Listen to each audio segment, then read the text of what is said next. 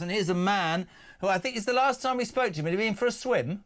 Is that him? No. Andrew Allison, Head of Campaigns at Popular Conservatism. Very good afternoon. How are you? Good afternoon, Jeremy. I'm well. Are you? Ah, no, it's not you. The other one had hair. How are you? Well, yeah, I haven't had hair for a very long time. Well, it's very nice to have you on the show. Really, really appreciate it. Good weekend. Were you a Rory McIlroy fan or are you not a golfer? Yes, I watched it last night. It was, thrills and spills, rollercoaster ride, wasn't it? Oh, it was amazing. Do you play golf? No, I'm useless at playing golf, but I do enjoy watching it. Ryan played 9 holes, but he fell down 3 of them. Right, just a little joke there. Andrew, when we spoke before, we were both getting increasingly wound up by what seems to be the woke madness. I'm going to throw another story before we go back to the police.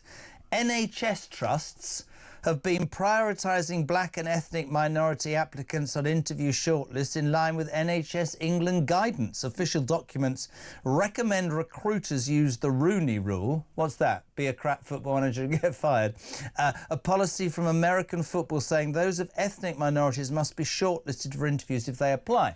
The reason I wanted to read this story to you was, and again without giving away too much, my best friend in the world's partner's daughter's boyfriend is 22, just come out of university with an honours degree in economics, good university, wants to work in London, wants to get into the finance industry.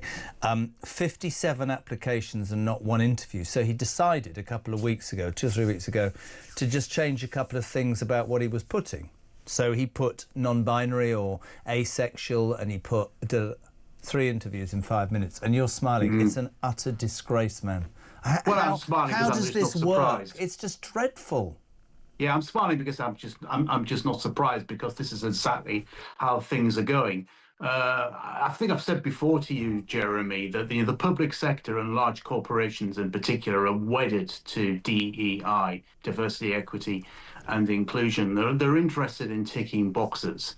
And this is what this particular story's about. And you know, the NHS not recruiting basically white people. I mean, that's what that's maybe not overtly not recruiting them, but they're certainly prioritising people from different ethnic backgrounds. Is racism in itself, isn't it? I mean, what else could you describe? It's reverse racism, right? It's reverse racism. And then you've got these you've got these 2 stories of the police today. One to talk exclusive GMP.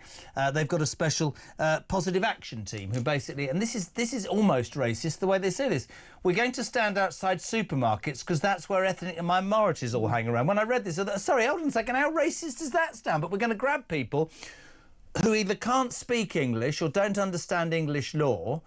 We're just going to grab their names and get them to enrol and get them to join, because that apparently, Greater Manchester Police Chief Constable Stephen Watson said, positive action here extends to proactively reaching out to groups and encouraging them to join, but we have single windows. Everybody's entitled to apply at the same time. They're all put through the same process. We choose the best people. No, you don't. You patently don't, because your system is saying that you'll do it just for the sake of it. It got... One particular trip, it got 40 names in a day. The bosses would say great. GMP would then hold a weekend workshop at their headquarters exclusively for ethnic minority applicants to get them ready to get the jobs.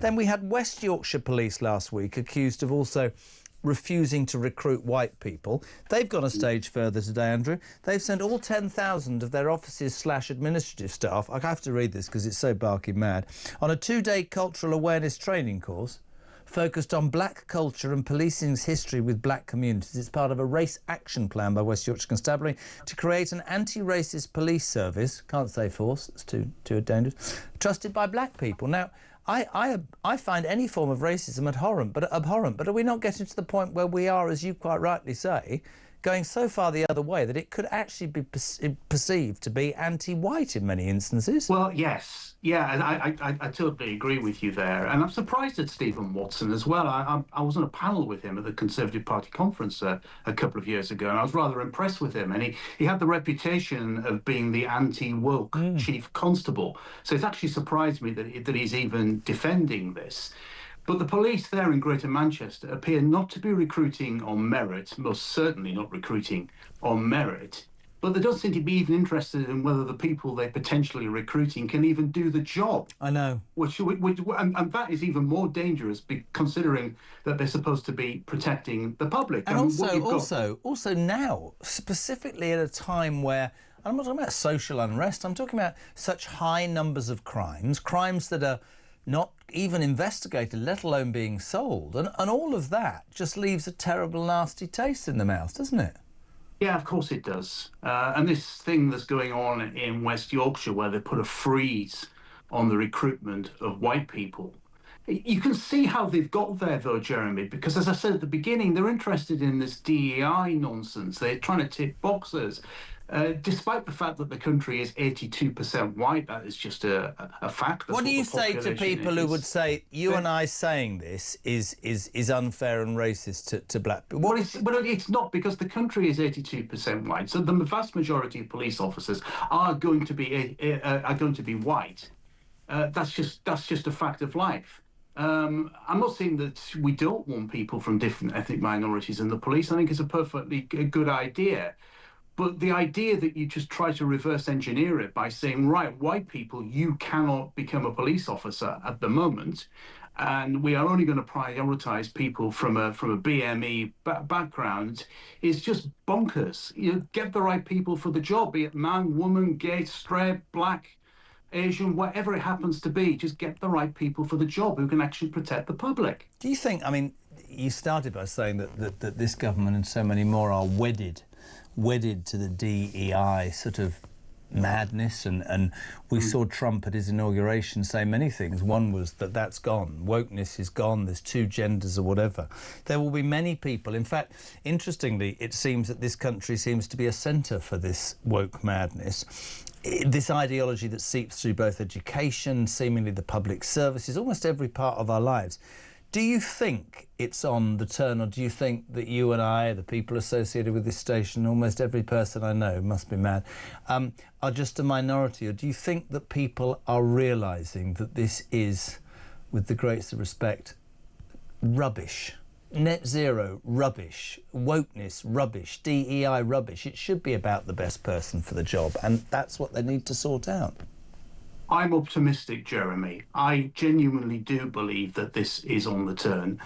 The vast majority of people in this country have not really voted for the net zero madness that is creating much higher energy bills. And we look at British Steel, the fact that energy costs 4 times more in this country than it does in the United States is a direct result of the regulations and the carbon net zero madness that surround us.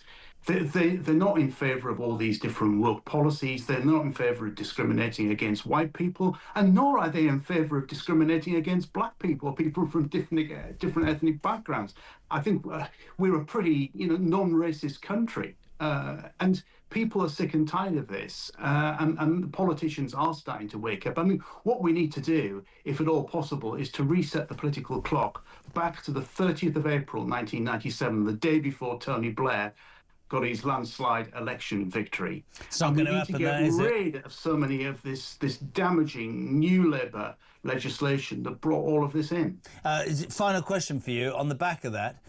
Don't shirk the answer. Today, Katy Perry went to space.